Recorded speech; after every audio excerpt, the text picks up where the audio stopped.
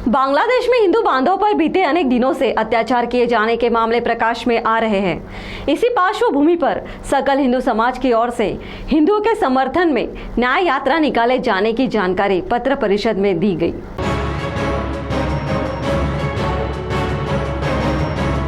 शहर में 10 दिसंबर मंगलवार को भव्य न्याय यात्रा निकलेगी, जिसमें चंद्रपुर जिले से संपूर्ण सकल हिंदू समाज इस न्याय यात्रा में शामिल होंगे।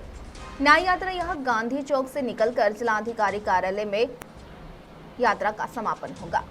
इसी संदर्भ में एक पत्र परिषद ली गई। पत्र परिषद में इस संदर्भ में और अधिक क्या जानकारी दी गई, आप स्वयं सुनिए। गेले 4 महिने बांग्लादेश जो आपला शेजारी देश आहे तिथे सत्ता परिवर्तन आणि घडवून आणण्यात आलं। विदेशी शक्तींच्या आणि चिथावणीने शेख हसीनाचं जे सरकार होतं त्याला उलटून पाडलं गेलं आणि जमाते इस्लामी आणि अन्य कट्टरवादी संघटनांना हाताशी धरून त्या सत्तांतरानंतर अल्पसंख्याक समाजाच्या लोकांवर, त्यांच्या मंदिरांवर, गुरुद्वारांवर आणि हल्ले झाले। आजही हल्ले चालू आहेत।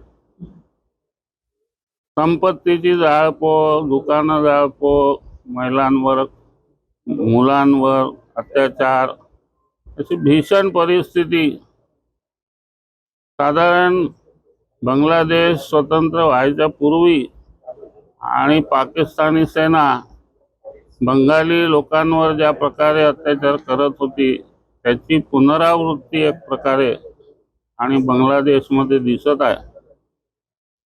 त्या अल्पसंख्याक लोकांना सध्याचं जे अंतरिम सरकार आहे त्यांनी त्यांची सुरक्षा करावी, त्यांना संरक्षण द्यावं, न्याय द्यावा, ही आम्हा सगळ्यांची आणि एक सकल हिंदू समाज म्हणून मागणी आहे।